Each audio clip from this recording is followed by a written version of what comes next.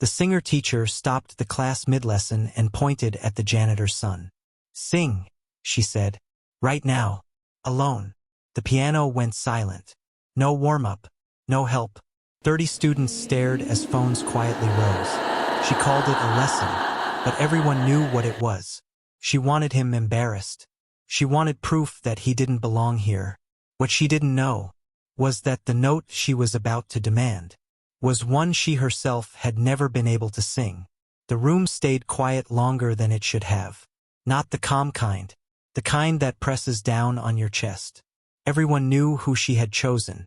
The boy whose last name only came up when someone complained about dirty hallways. The one who waited after school while his father finished mopping the music wing. The janitor's son didn't raise his hand. He didn't argue. He stood because everyone was already looking at him. The singer-teacher adjusted her posture like she was about to demonstrate something important. She spoke slowly, clearly, the way people do when they want witnesses to understand their authority. She said this was about discipline, about standards, about teaching students the difference between confidence and talent. Her voice carried easily. She had trained it for years. She reminded the class that music was earned, that not everyone deserved to be heard.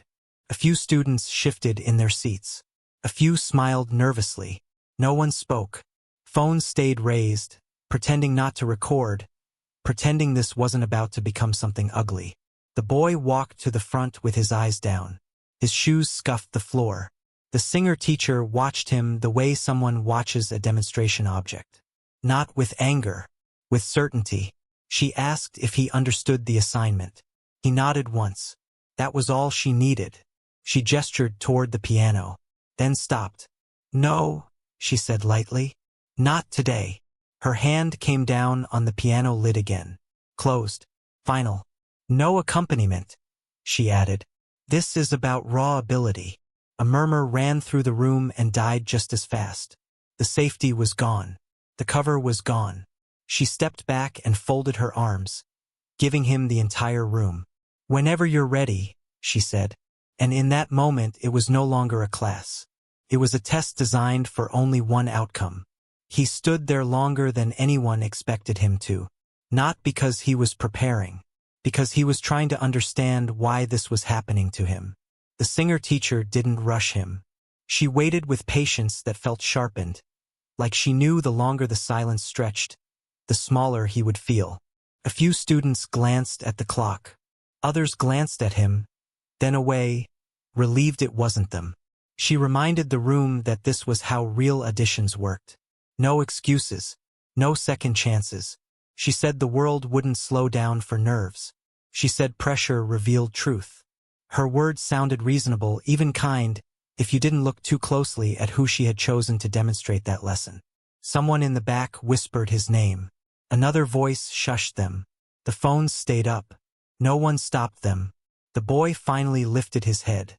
His face was pale but steady. He didn't ask for the piano. He didn't ask for time.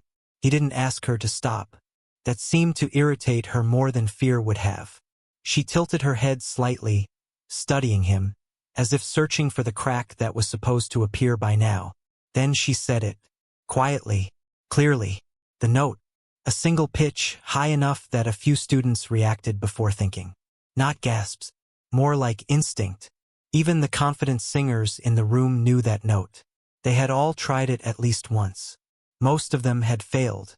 The singer-teacher smiled again. This time it didn't reach her eyes. "Don't strain," she added. "Just do your best." It sounded generous. It wasn't. She had chosen that note on purpose. She took 2 steps back, giving him space he didn't ask for. The room leaned forward without realizing it. And just before he opened his mouth, one question hung in the air, unanswered. Why would a teacher risk this much, unless she was absolutely certain he couldn't do it? But this story isn't about a brave student surprising a strict teacher. And it's not about talent or nerves or a lucky moment. What was about to happen in that classroom would eventually expose something far bigger than one song, and far more dangerous than a single note. Because when the singer-teacher chose that pitch, she wasn't just testing him. She was protecting something. something fragile enough that it couldn't survive being questioned out loud. If you're still here, stay with me. What comes next explains why her smile looked rehearsed, why she shut the piano so fast, and why she needed witnesses when she did it. The real question isn't whether the janitor's son could sing. It's why she was so certain he shouldn't be allowed to. Why would a respected teacher risk humiliating a student in front of an entire class unless she believed the outcome was guaranteed? Unless she believed failure was inevitable? Unless there was something she could not afford to let anyone hear? Because moments like this don't come from confidence. They come from fear wearing authority like a mask. And to understand what she was afraid of, you have to go back. Not to that morning. Not even to that school year. You have to rewind to a time when the janitor's son wasn't invisible. When his voice wasn't something people dismissed. When a single decision quietly rewrote his place in that building forever. So before that first note leaves his mouth, before the room decides who he is allowed to be, there's one thing you need to know. This wasn't the first time his voice had made someone powerful uncomfortable. There was a time when people didn't lower their voices around him. A time when his name was said with curiosity instead of dismissal. Before he was known as the janitor's son, he was known as the kid who could sing. Not loudly, not for attention, but cleanly. The kind of voice that made teachers pause in the hallway without meaning to. The kind that didn't belong to a child trying to impress anyone. It simply existed. In middle school, the choir director noticed first. Not because he volunteered, but because he never missed a note when others did. He blended when blending was required and stood out when standing out mattered. He learned quickly, faster than most. By 8th grade, he was being placed in sections usually reserved for older students. People started using words like range and control around him. Words that made sense to adults, even if he didn't fully understand them yet. There were performances where parents leaned forward in their seats, where other students forgot their own entrances because they were listening. At one district showcase, a visiting instructor asked where he was training. The answer was always the same: nowhere special, no private lessons, no expensive programs, just school, just practice, just a boy who listened carefully and corrected himself. At home, there was no talk of futures in music.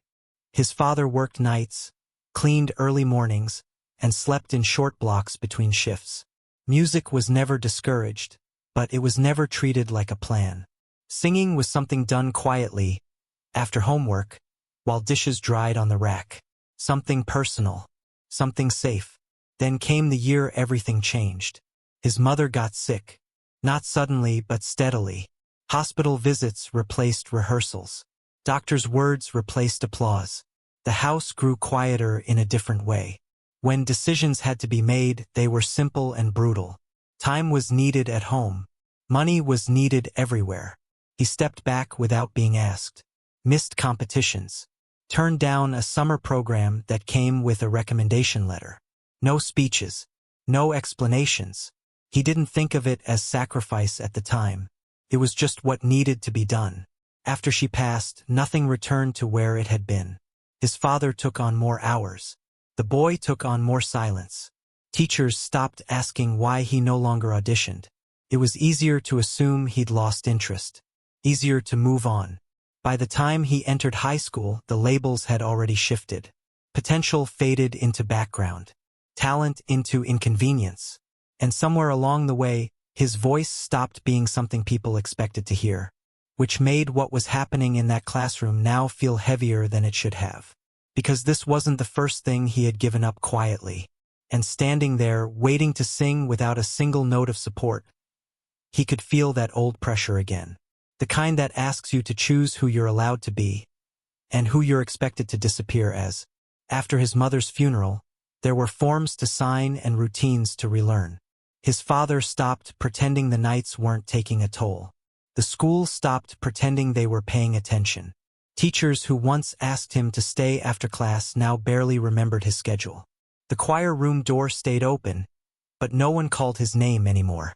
Silence became the default response. When auditions came around the next year, his name wasn't on the list. Not because he failed, because he never submitted the form. No one reminded him. No one followed up. It was assumed that if he really cared, he would have pushed. That was the first punishment. Not anger, not rejection, indifference.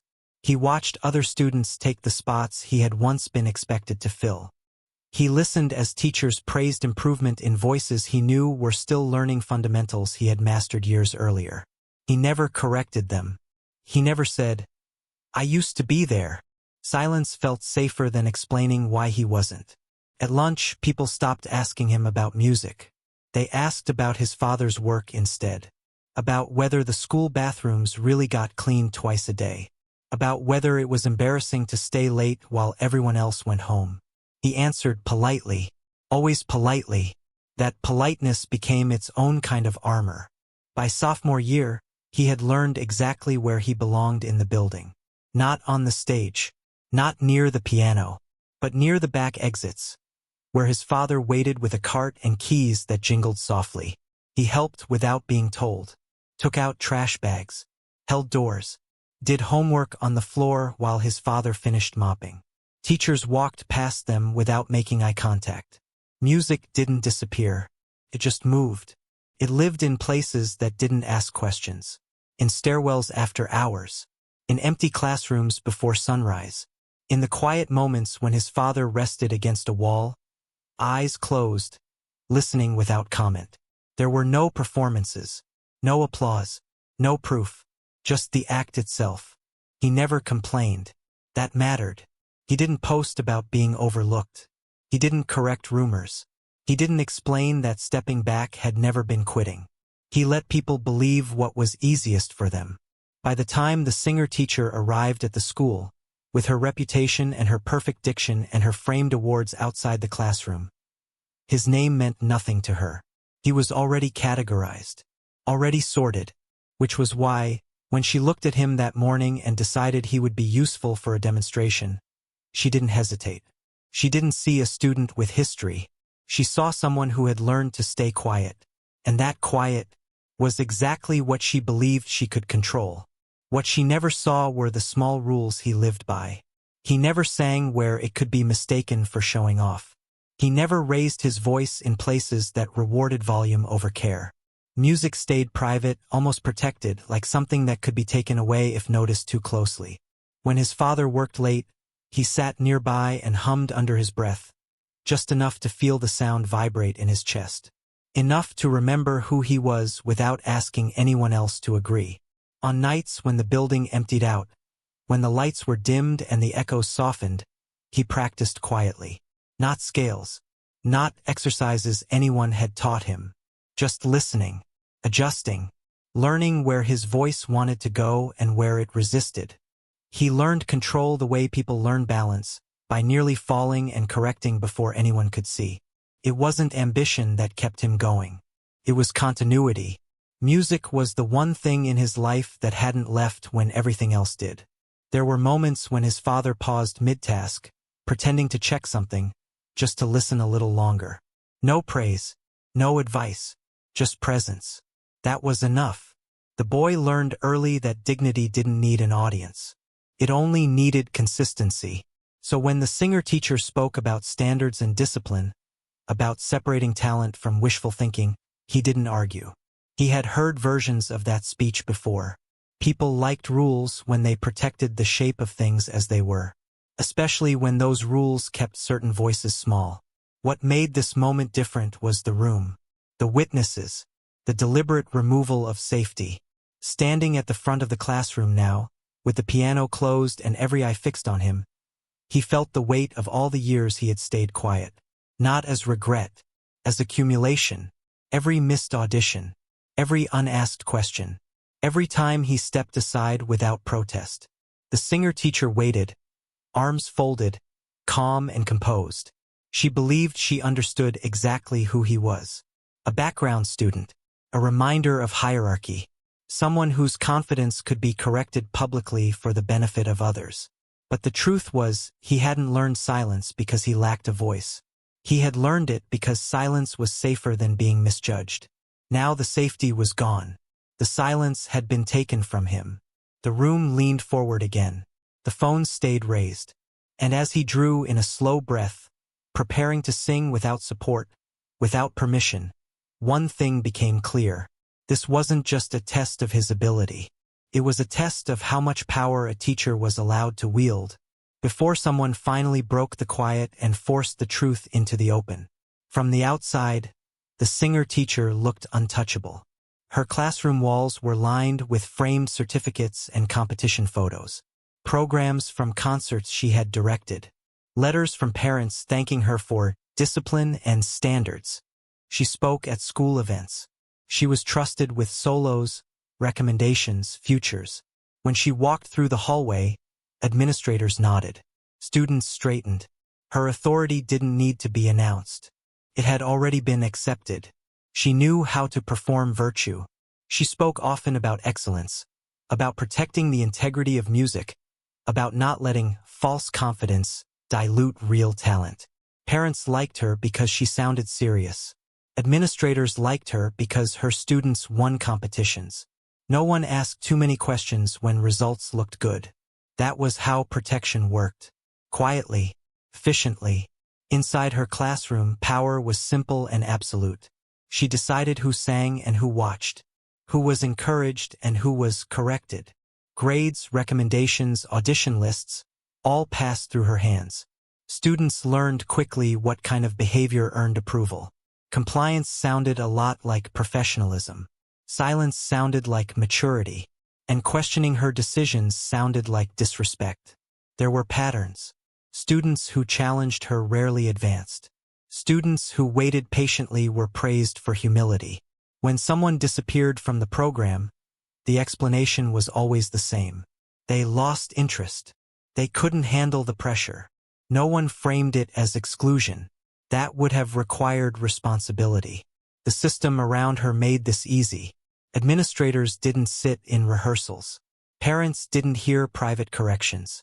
Complaints were softened before they ever reached someone with authority. Music programs were treated like separate worlds, governed by expertise outsiders didn't feel qualified to question. And so, what happened inside those rooms stayed there. That was the danger. Not cruelty. Structure. Because structure didn't look like abuse. It looked like standards. It looked like tradition. It looked like protecting students from false hope. And when someone felt humiliated, the explanation was ready.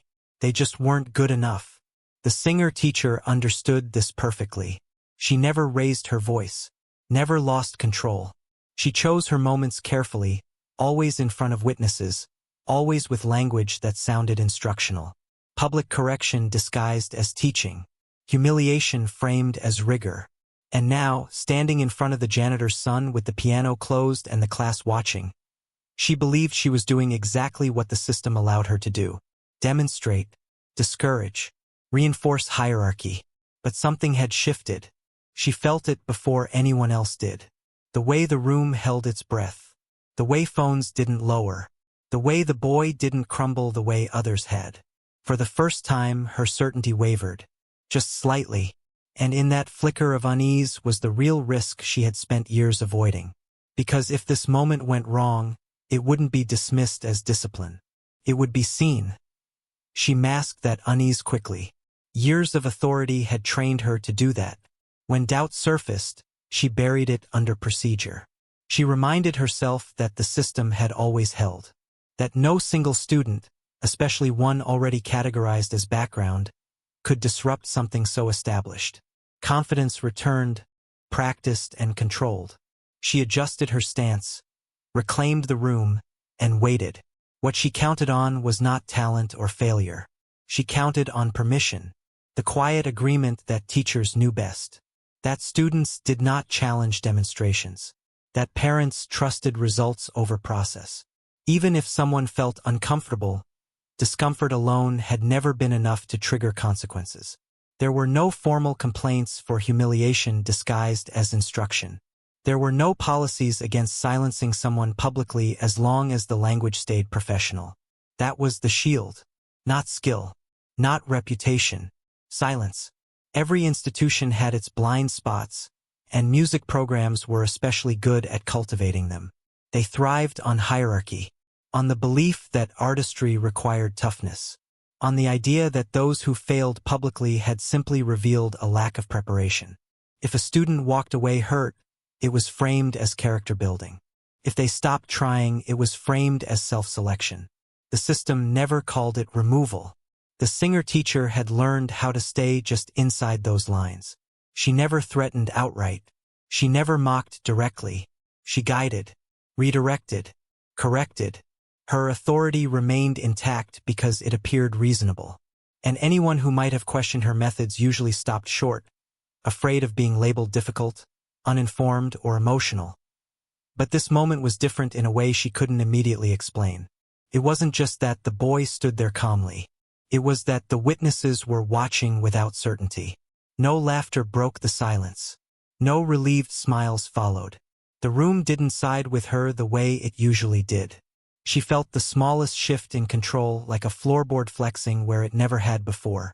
And with that came a thought she pushed away as quickly as it arrived. What if this wasn't contained? What if this didn't stay instructional?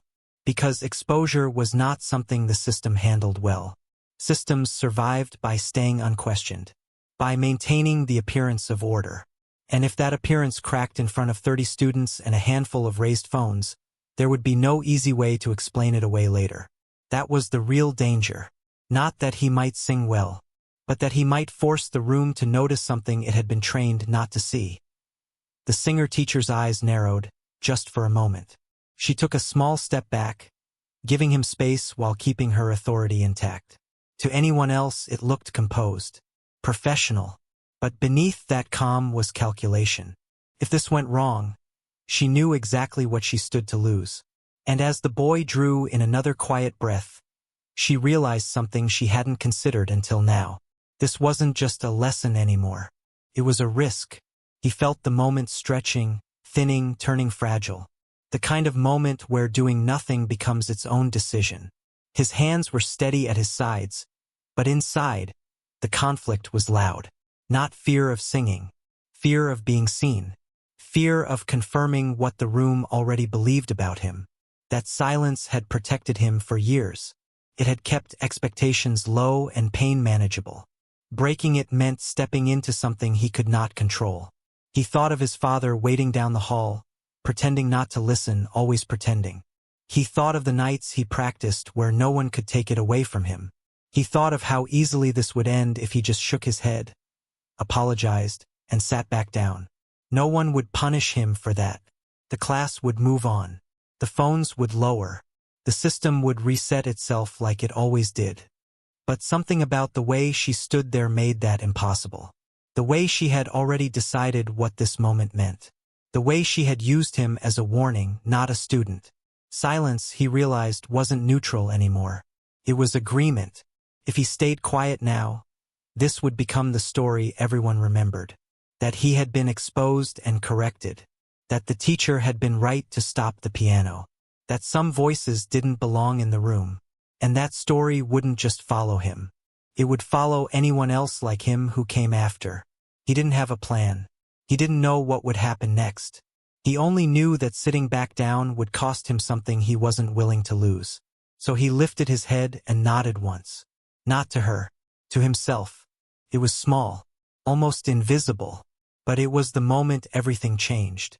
The singer-teacher noticed it immediately. She raised an eyebrow, surprised not by confidence, but by refusal. He hadn't asked for help, hadn't asked for permission. The room felt tighter now, like everyone sensed a line had just been crossed. She didn't stop him. That was the risk. If he sang and failed, the humiliation would be complete. Worse than silence. If he sang and succeeded, there would be questions no one was prepared to answer. The phones stayed up. The piano stayed closed. He took a slow breath, not the kind taught in class, but the kind learned in quiet places where mistakes were allowed. His chest expanded. His shoulders settled. He didn't look at the teacher. He didn't look at the students. He focused on the space where the sound would go once it left him. This was no longer about music. It was about choosing to exist out loud. And as he opened his mouth to sing without support, without safety, without a way back, one truth settled heavily in the room. Whatever happened next, there would be consequences. He didn't rush the first sound. That alone unsettled the room. Students were used to nerves showing immediately, to shaky starts and apologies. Instead, he stood still for a beat longer, breathing in a way that felt deliberate, practiced somewhere no one here had seen. The singer-teacher tilted her head. "Go on," she said lightly. "Whenever you're ready." He began. The opening note was low, clean, centered, not impressive in a way that demanded applause, but solid enough that a few students looked up without realizing why. It didn't sound like a mistake. It didn't sound like a guess. It sounded placed. The teacher smiled. "Good," she said. "Now stay there. Don't reach." It wasn't advice.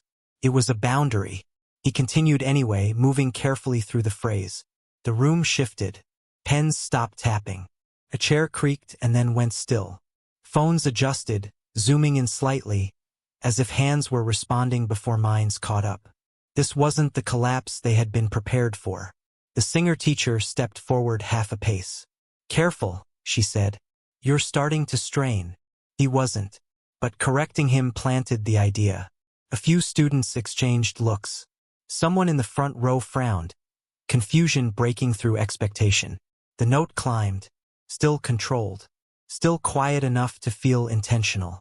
That was when the teacher interrupted again. "That's enough," she said. "You're proving my point." She turned to the class, reclaiming the moment. Confidence can sound convincing, but technique. He didn't stop. It wasn't defiance in posture or expression.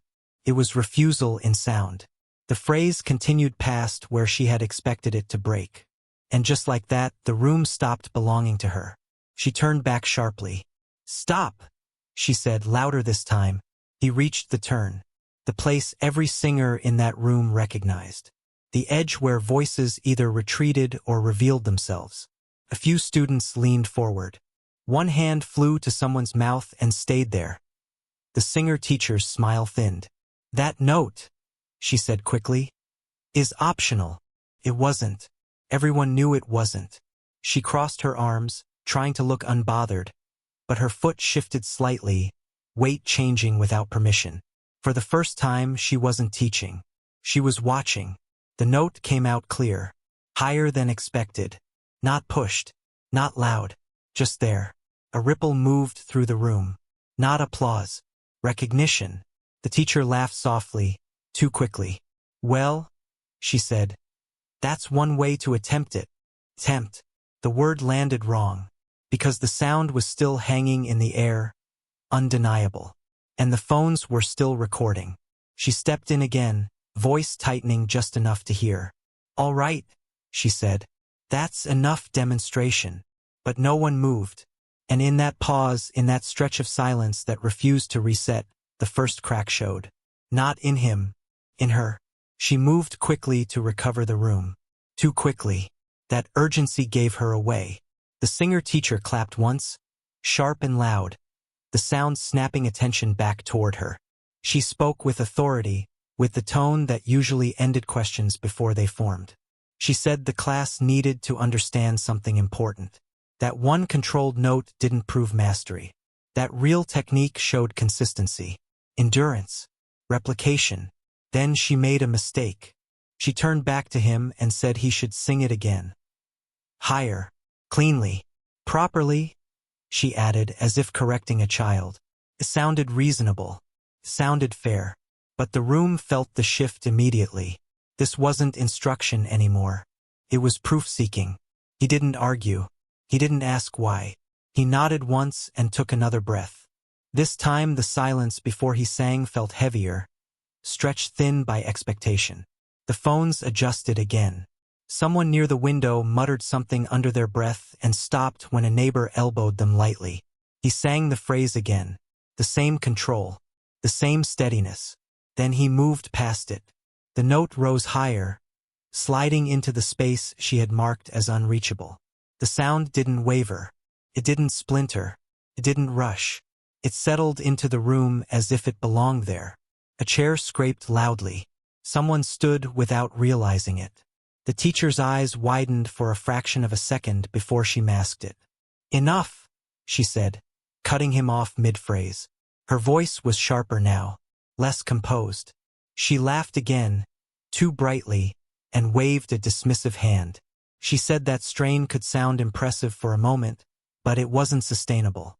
She said students often confused reach with control. She said that, in professional settings, that kind of sound would be corrected immediately. But the correction didn't land, because the sound was still ringing, and everyone had heard it. She stepped forward, placing herself physically between him and the class, as if that could block what had already happened. She said she would demonstrate what she meant by proper technique. That way, everyone could hear the difference. The room shifted again, this time with anticipation. She turned toward the piano, then stopped. No, that wouldn't work. She cleared her throat instead, rolled her shoulders back, and lifted her chin. The posture was familiar, the one she used when parents watched, when administrators visited, when authority needed to be visible. "I'll show you," she said. The class leaned in. Phones didn't lower. She took a breath, sang the phrase, strong, confident. Then she approached the note, the same one, the one still hanging in the room from his voice. Her sound tightened, just slightly. She tried again, pushing higher. The note broke, not dramatically, not loudly, just enough. Enough for every student who had ever tried and failed to recognize the sound immediately. Enough for the silence that followed to feel heavier than applause ever could. No one laughed. No one spoke. The room didn't move at all. And standing there, with her voice fading and his still remembered, the comparison didn't need explanation. It had already been made. The silence that followed was not confusion. It was calculation. Every student in that room understood what had just happened, even if they didn't yet know what it meant. The singer-teacher stood very still, her mouth slightly open, her posture frozen in a way that didn't match the authority she had carried moments earlier. Then she moved. She laughed once, short and controlled, as if the sound itself could reset the room. She said voices behaved differently under pressure. She said fatigue mattered. She said demonstration was never the same as performance. Her words came faster now, stacked tightly together, filling space before anyone else could. She turned away from him and faced the class fully. That was intentional. It was how she reclaimed control. By refusing to look at the comparison standing behind her. She reminded everyone that this was a classroom, not a stage, that she was the instructor, that evaluations weren't decided by moments. A few students glanced at each other. Someone lowered their phone halfway, then stopped and raised it again. No one interrupted her. No one challenged her. But no one nodded either. The agreement she usually relied on didn't come. She cleared her throat again and spoke louder. Said that what they had witnessed was exactly why discipline mattered. Why raw sound without guidance was dangerous. Why untrained voices could mislead people into thinking they were capable of things they weren't ready for. The words were sharp, but they were wrapped in professionalism. She gestured toward him without turning around. "This," she said, "is why we follow structure." It was a declaration, not an explanation. He stood where he was, breathing evenly, his face unreadable. He didn't smile. He didn't react. He didn't look at the students. That restraint unsettled her more than defiance would have. If he had celebrated, she could have corrected him. If he had apologized, she could have dismissed him. But he did neither. She paused, then added something new, something heavier. She reminded the class that grades mattered, that recommendations mattered, that additions required consistency, not surprises. She said that talent without discipline rarely went anywhere. The message was clear enough to land without being explicit.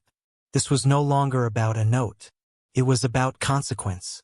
She finally turned back toward him, her expression composed again, almost calm. To anyone walking in at that moment, she looked in control. The authority had returned to her voice, firm and unmistakable. "All right," she said. "That's enough for today." The piano stayed closed.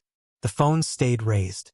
And as she began assigning work, pretending the moment had ended, one truth settled into the room. She hadn't won, but she hadn't lost either. Not yet. The class ended without applause, without resolution, without anyone saying out loud what everyone knew. Students filed out slowly, quieter than usual. A few glanced back at him. Some looked at the singer teacher. Most avoided both. The phones disappeared into pockets, but not before notifications had already begun to spread beyond the room. He didn't feel victorious. He felt exposed. Before he could leave, she called his name. Calm. Professional. The tone she used when something serious was about to be handled privately. She asked him to stay behind. The door closed with a soft click that felt louder than it should have. She didn't raise her voice. She didn't accuse him of anything. She said she was concerned. She said moments like that could be misunderstood. She said students sometimes confused encouragement with permission. Her words were careful, shaped to sound reasonable if repeated later. Then she mentioned discipline. Not as a threat, as a process. She reminded him that performances outside the approved curriculum could affect evaluations. That challenging demonstrations could be interpreted as disruptive. That recommendation letters depended on trust. The kind of trust that could be lost quickly. He listened without interrupting. That was what she expected.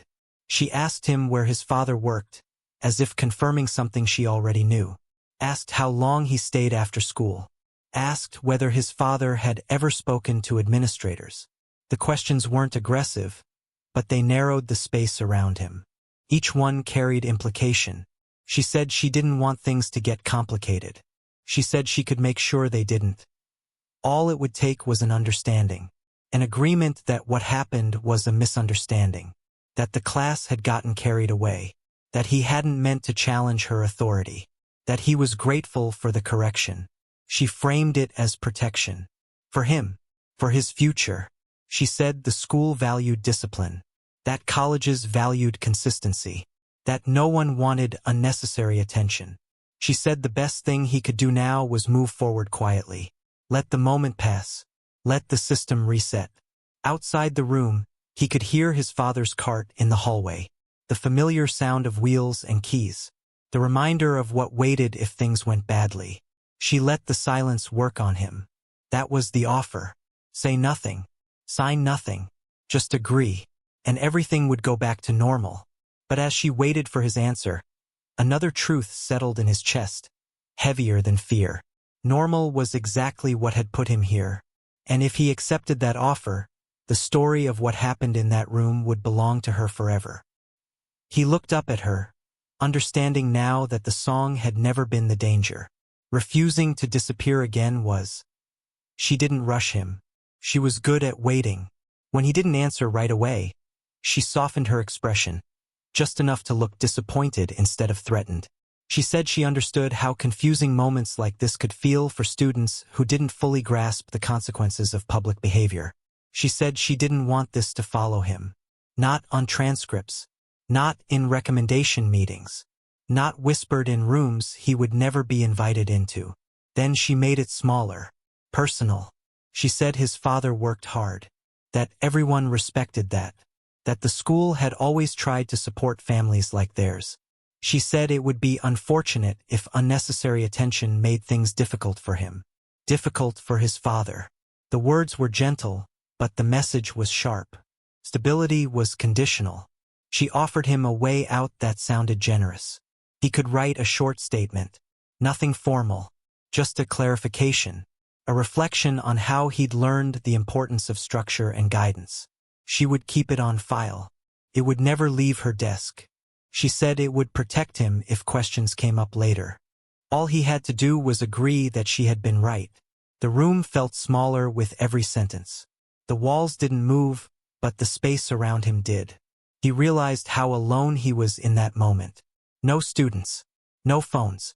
No witnesses. Just her authority and the system behind it.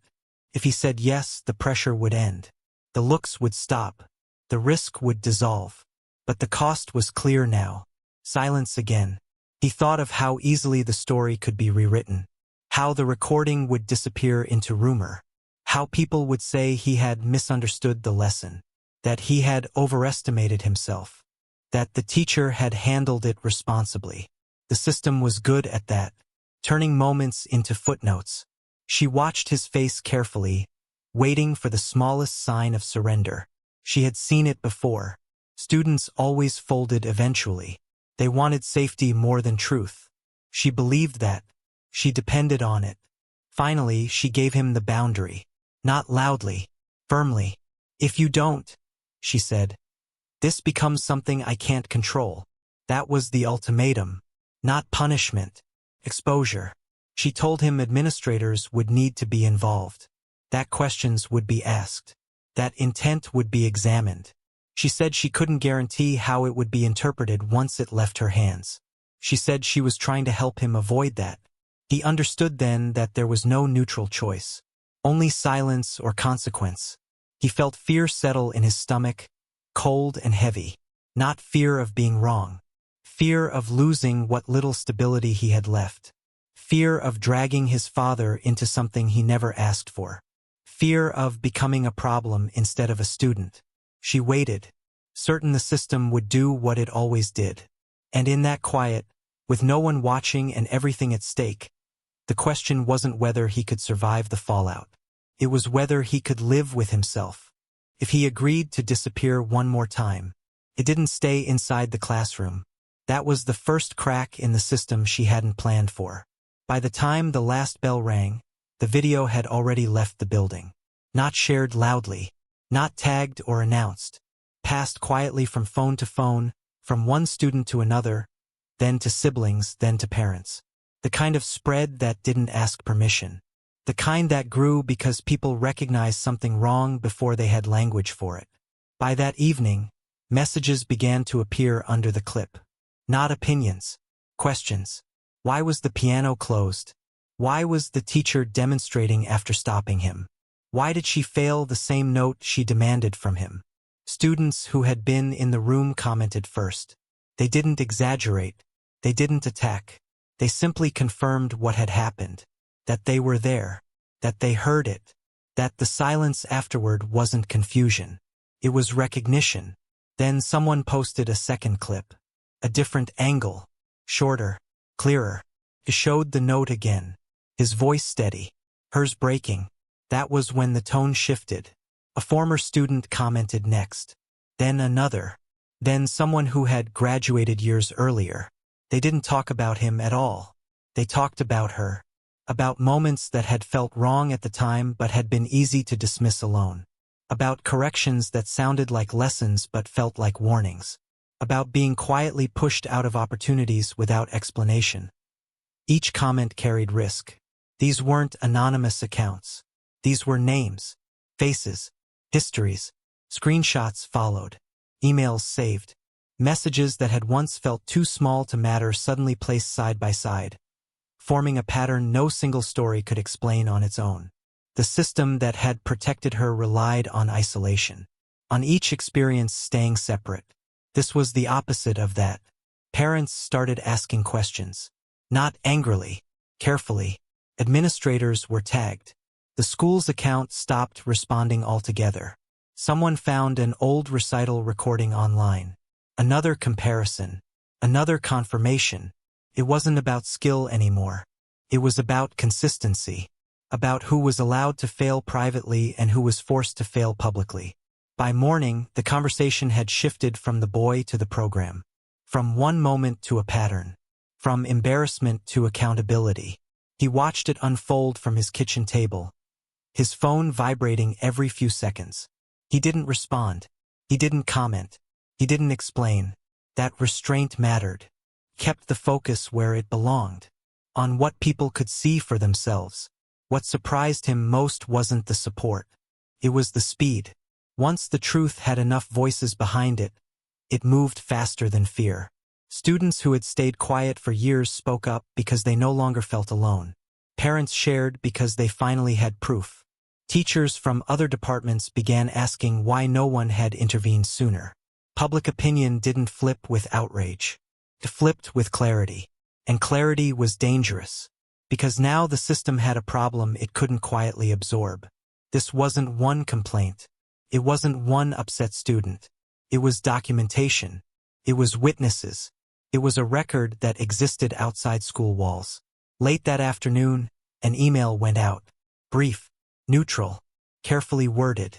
The administration acknowledged awareness. They announced a review. They asked for patience. Authority had entered the conversation. And with that intervention came a new question, heavier than all the ones before it. If the truth had moved this far, this fast, what would the system do now? To stop it? The review did not arrive with drama. There were no raised voices, no public spectacle, no emotional speeches. It arrived quietly, the way institutions prefer to handle things when they realize noise will only make it worse. A meeting was scheduled. Then another. The Singer teacher was asked to step out of the classroom temporarily, framed as routine, framed as neutral, framed as a precaution. The authority figure who led the process was not someone students recognized. Not a performer. Not an administrator who appeared at assemblies. Just a calm presence with a practiced way of listening. Someone whose job was not to protect reputations, but to determine facts. That difference mattered more than anyone expected. When the questions began, they were simple. Not accusatory. Not theatrical. What happened that day? Why was accompaniment removed? Why was a student asked to perform without preparation? The Singer teacher answered smoothly at first. She spoke about instruction, about standards, about ensuring students understood limitations. Her words sounded familiar, well-rehearsed, the same language she had used for years. For a moment, it almost worked. Then the recordings were placed on the table. Not one, several, different angles, different devices. The same moment, the authority figure didn't interrupt, didn't argue, simply watched, then asked a single question that cut through everything else. Why did you demonstrate the same note you told the student not to attempt? There was a pause. Not a dramatic one, careful one. She spoke again, slower this time. Said demonstrations were part of teaching. Said fatigue affected performance. Said context mattered. The authority figure nodded once and asked another question, just as plain. Can you demonstrate that note consistently without accompaniment? The room waited. Not with anticipation, with certainty. She declined. Not outright, carefully. Said it wasn't appropriate. Said her voice wasn't warmed up. Said this wasn't the right setting. The reasons stacked neatly, one on top of another, each sounding reasonable on its own. But reason wasn't the issue anymore. Evidence was. Former students were invited to speak. Not to accuse, to describe patterns. The way demonstrations always happened publicly. The way corrections were framed. The way certain students quietly disappeared from opportunities without formal explanation. Emails were reviewed. Schedules. Audition lists that changed without record. None of it proved intent alone. Together, it proved consistency. The authority figure asked the Singer teacher one final question. Not about that day. About her process. About why so many decisions relied on public correction instead of private guidance. About why records were incomplete where discretion had been used most. She answered defensively now, less composed, more careful, and that shift was enough. The conclusion did not come with condemnation.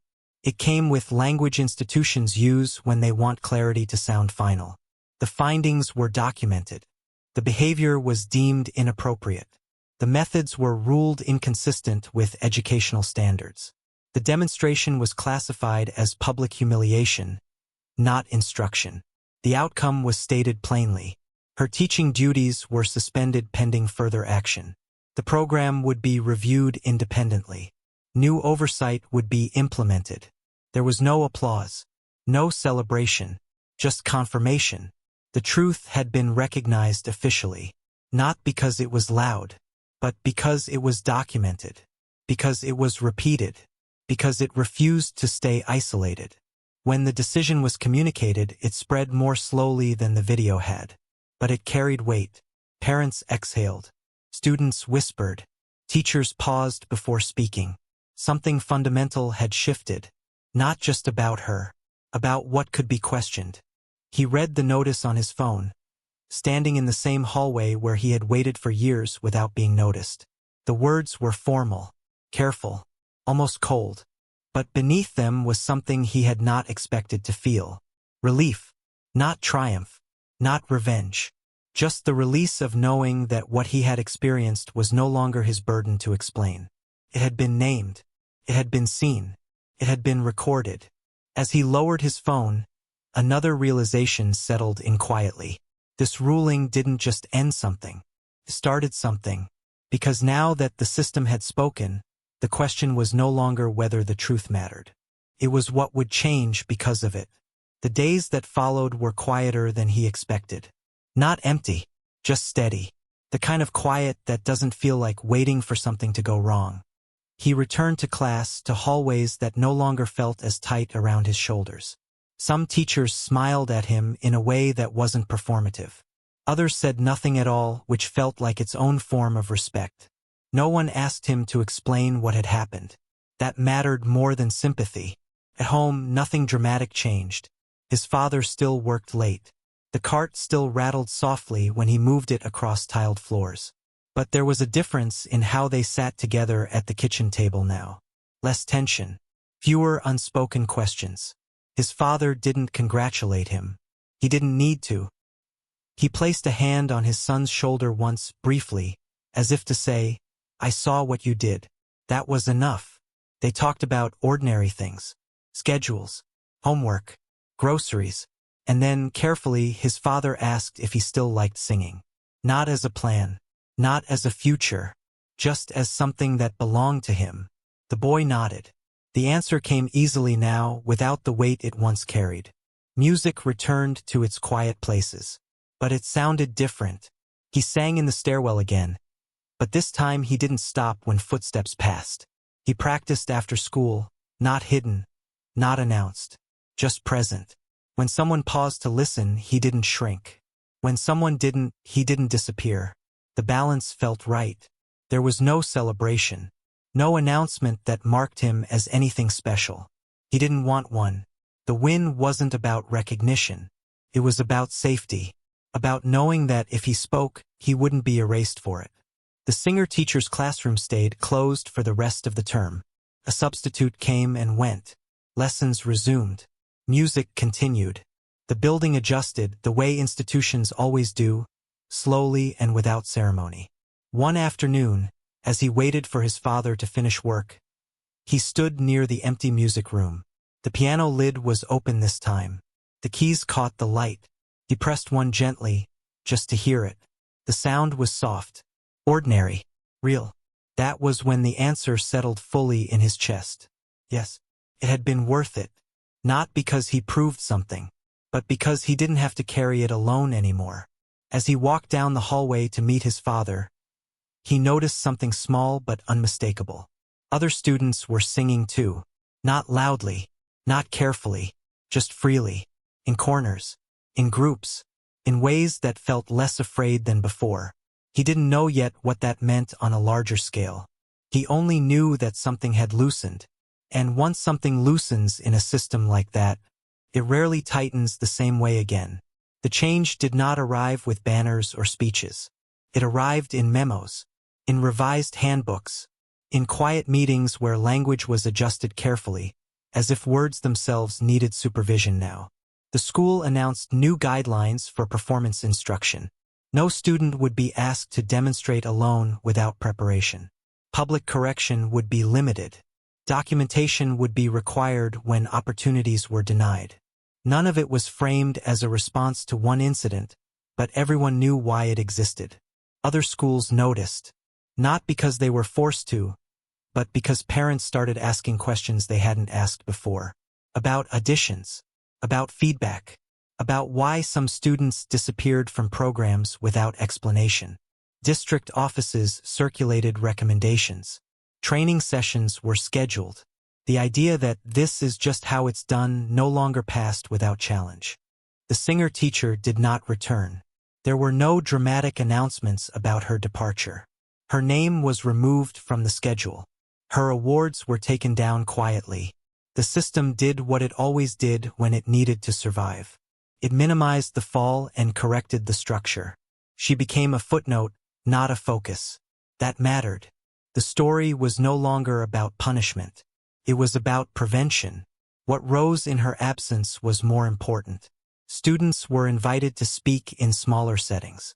Music teachers opened rehearsals instead of closing them. Accompaniment was offered more freely. Private feedback replaced public correction. None of it made headlines. All of it changed lives. The most noticeable shift was not policy.